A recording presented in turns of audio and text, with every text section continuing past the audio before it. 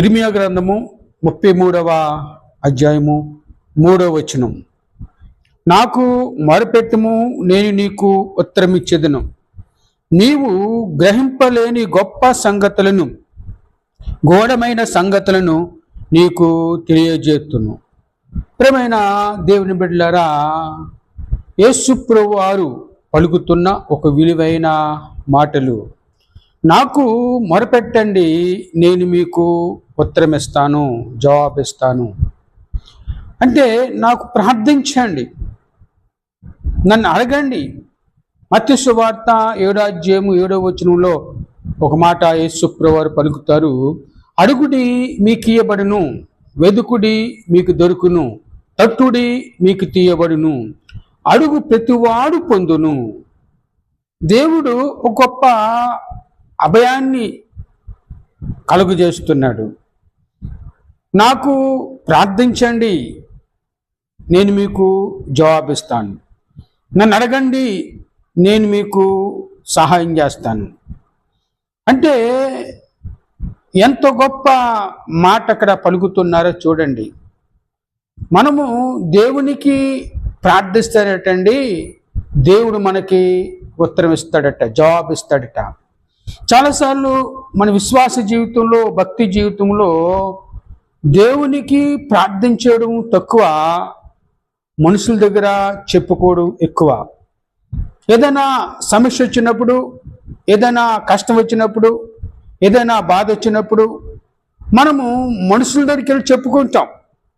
మన స్నేహితులతో కానీ, మన బంధువులతో కానీ, మన ఇరుగు పొరుగు వారితో కానీ వారికున్న సమస్యను చెప్పుకుంటారు. వారికి చెప్పుకున్నంత మాత్రాన వారు ఏ విధంగా సహాయం చేయలేరు. ఏదైనా సలహా ఇస్తారేమో కానీ వారి ద్వారా ఏ సహాయము దొరకదు. అయితే యేసు ప్రభువు చెబుతున్న ఈ గొప్ప విలువైన మాట, నన్ను అడగండి అంటే నాకు మొరపెట్టండి, నాకు ప్రార్థించండి. మనము దేవునికి ప్రార్థిస్తే దేవుడు మనకు జవాబిస్తాడు.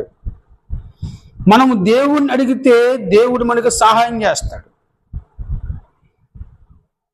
బైబిల్ ఒక మాట ఉంది, కొండల తట్టు నా కళ్ళు ఎత్తుచున్నాను, నాకు సహాయం ఎక్కడి నుంచి వచ్చును, యెహోవానే నాకు సహాయము కలుగునని భక్తుడైన దావీదు గారు మాట్లాడుతుంటారు. ప్రేమ బిడ్డలారా, మనం దేవుని తట్టు చూడాలి, దేవుని వైపు మన కన్నులు ఎత్తాలి. అంటే దేవుని వైపు మన కన్నులు ఎత్తడం అంటే దేవుని సహాయాన్ని మనం కోరుకోవాలి. అప్పుడు దేవుడు మనకు సహాయం చేస్తాడు. అదే మాట ఇక్కడ చెప్తున్నాడు, నాకు మొరపెట్టండి, నేను మీకు ఉత్తరం ఇస్తాను, జవాబిస్తాను. ప్రేమ బిడ్డలారా, నువ్వే సమస్యల్లో ఉన్నా, ఏ కష్టాల్లో ఉన్నా, ఏ బాధల్లో ఉన్నా, ఎలాంటి పరిస్థితిలో నువ్వు ఉన్నా సరే, నువ్వు దేవుడి దగ్గరికి వెళ్ళి ప్రార్థించండి. ప్రార్థన చేస్తే నీ ప్రార్థన దేవుడు ఆలకించి దేవునికి సహాయం చేస్తాడు, దేవునికి మేలు చేస్తాడు, దేవునికి జవాబిస్తాడు. బైబిల్ గ్రంథంలో, సమూయేలు గ్రంథంలో అన్న అనే స్త్రీ ఉందండి. ఆమెకు బిడ్డలు లేరు.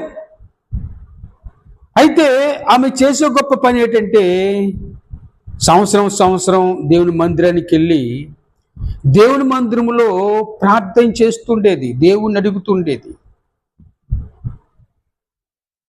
దేవుడికి తన సమస్యను చెప్పుకుంటుండేది.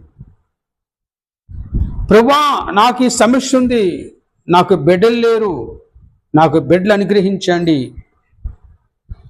అయ్యా, నాకు బిడ్డనిస్తే మొదటగా ఇచ్చిన బిడ్డని నీకు సమర్పిస్తాను ప్రభువా, నీ సేవకి ఇచ్చేస్తాను ప్రభువా అని ఒక గొప్ప విశ్వాసముతో, నమ్మకంతో దేవుడి దగ్గర తీర్మానం చేసుకొని అన్న ప్రార్థన చేసింది.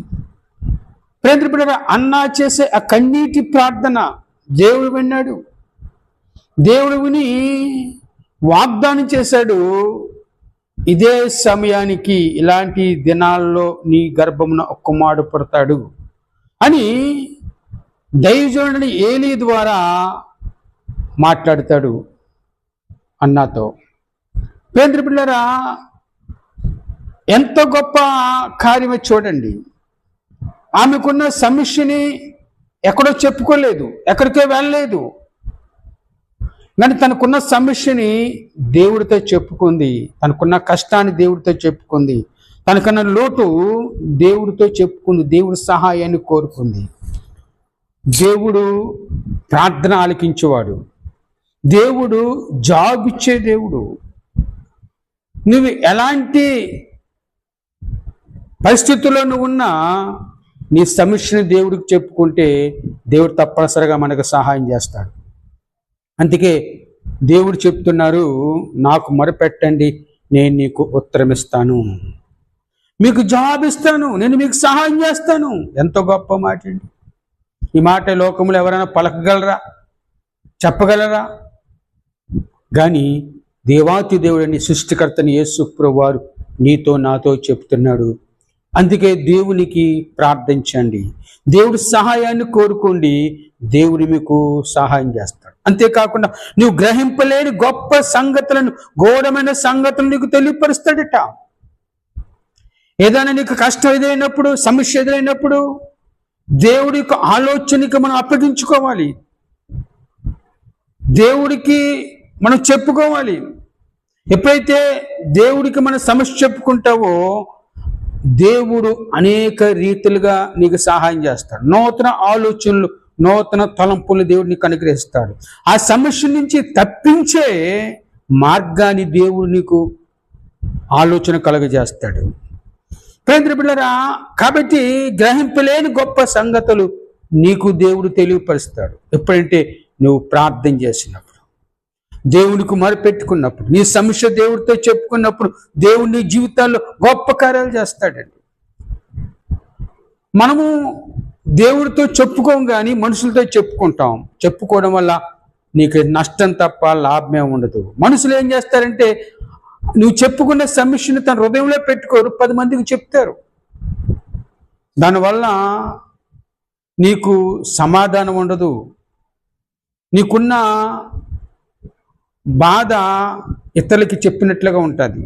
వారు నిన్ను ఎగతాళి చేయొచ్చు, పలానా ఆవిడలాగా, పలానా ఆయనలాగా ఈ సమస్య బాధపోతుందని ఈ లోకు చేయొచ్చు. కానీ దేవుడితో చెప్పుకుంటే దేవుని లోకు చేయడు. నీ సమస్యకి దేవుడు జవాబు ఇస్తాడు, నీ కష్టానికి దేవుడు జవాబు ఇస్తాడు. కాబట్టి మనం చేయవలసిన గొప్ప పని ఏంటంటే దేవునికి ప్రార్థన చేయడం, దేవునికి మొరపెట్టుకోవడం, దేవుని సహాయాన్ని కోరుకోవడం. ఎప్పుడైతే దేవుని సహాయాన్ని నువ్వు కోరుకుంటావో దేవుని జీవితంలో గొప్ప కార్యాలు చేస్తాడండి, అద్భుతాలు చేస్తాడు. ప్రియమైన దేవుని బిడ్డలారా, దేవునికి ప్రార్థించండి, దేవుడి సహాయాన్ని కోరుకోండి. దేవుని జీవితంలో గొప్ప కార్యాలు చేస్తాడు. నా జీవితంలో ఎన్నో మేలు చేశాడు, ఎన్నో కార్యాలు చేశాడు. ఆయన చేసిన కార్యాలు, ఆయన చేసిన మేళ్ళు ఎన్ని గంటలు చెప్పినా తనువు తీరదండి. నేను అడిగిందల్లా దేవుడు నాకు అనుగ్రహిస్తున్నాడు. నాకు ఏదైనా సమస్య వచ్చినప్పుడు దేవుడితో చెప్పుకోవడం నాకు అలవాటు, దేవునికి ప్రార్థన చేయడం అలవాటు.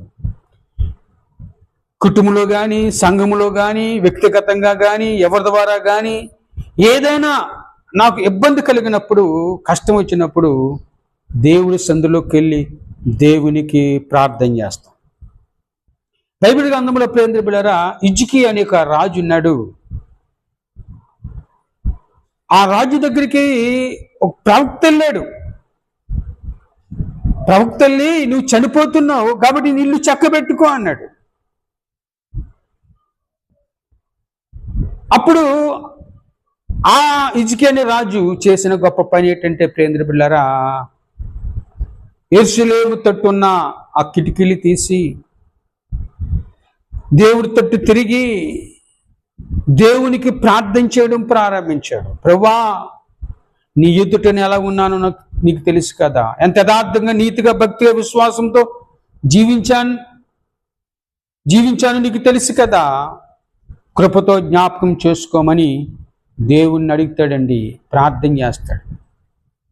ప్రేమ బిడ్డలారా, ఆ విశ్వాసంతో కూడిన ప్రార్థన, యథార్థతో కూడిన ప్రార్థన దేవుడు విని మళ్ళా ఆ పాస్టర్ గారైన ప్రవక్త అయిన యెషయా గారి దగ్గరికి దేవుడు ఆత్మ వెళ్ళి, నువ్వు హిజ్కియాతో వెళ్ళే విధంగా చెప్పు, ఇంకా నీకు 15 సంవత్సరాల ఆయుష్ నీకు అనుగ్రహిస్తున్నాను. అప్పటికే హిజ్కియా అనే రాజు భయంకరమైన రోగంతో ఉన్నాడండి, బలహీనతో ఉన్నాడు. నీ రోగాన్ని కూడా నేను స్వస్థపరుస్తున్నాను, నీకున్న బలహీనతని స్వస్థపరుస్తున్నాను, ఇంకా నీకు 15 సంవత్సరాలు ఆయుష్ నేను నీకు ఇస్తున్నానని ఒక గొప్ప వాగ్దానం చేస్తాడండి. ప్రేమ బిడ్డలారా, అలాంటి గొప్ప కార్యము జరగటానికి కారణం ఏంటంటే అతడు దేవునికి ప్రార్థించాడు, దేవునికి మొరపెట్టుకున్నాడు. సమస్య వచ్చిందని, నేను చనిపోతున్నానని నిరాశ పడలేదు, చింతించలేదు, ప్రార్థించడం మానలేదు. అంటే ప్రార్థన ద్వారా ఏదైనా దేవుడు చేస్తాడని విశ్వాసము హిజ్కియాకు ఉంది కాబట్టి అతడు ఏం చేశాడంటే ప్రార్థన చేశాడు. తన నీతి, తన యథార్థత, తన భక్తి, తన విశ్వాసాన్ని దేవుడి దగ్గరికి పెట్టాడు. పెట్టినప్పుడు కనికరమ గల దేవుడు, ప్రేమ గల దేవుడు ఆ కన్నీటి ప్రార్థన దేవుడు చూశాడు, ఆ విశ్వాసంతో కూడిన ప్రార్థన దేవుడు చూశాడు. చూసి 15 సంవత్సరాలు ఆయుష్ హిజ్కియాకి ఇచ్చాడండి. ప్రేమ బిడ్డలారా, నా జీవితాల్లో కూడా నీకు సమస్య వచ్చినప్పుడు, నీకు కష్టం వచ్చినప్పుడు దేవునికి ప్రార్థించాలి, దేవునికి మొరపెట్టుకోవాలి. ఎలాంటి సమస్య అయినా సరే, ఎలాంటి కష్టమైనా సరే దేవుడితో చెప్పుకుంటే దేవుడు నీకు సహాయం చేస్తాడు, నీ జీవితంలో గొప్ప మేలు చేస్తాడు. కాబట్టి ప్రేమ బిడ్డలారా, అలాంటి విశ్వాసాన్ని మనం కలిగి ఉందాం. నాకు మొరపెట్టండి, నేను ఉత్తరం ఇస్తాను, గ్రహింపలేని గొప్ప సంగతులను, ఘోరమైన సంగతులను నీకు నేను తెలియపరుస్తా అన్నాడు. ఎంత విలువైన మాట అండి. ఘోరమైన సంగతులు, నీకు ఊహించలేని సంగతులు, నీకు ఆలోచన తట్టలేని సంగతులు దేవునికి తెలియపరుస్తాడు, దేవునికి ప్రార్థన చేస్తాయి.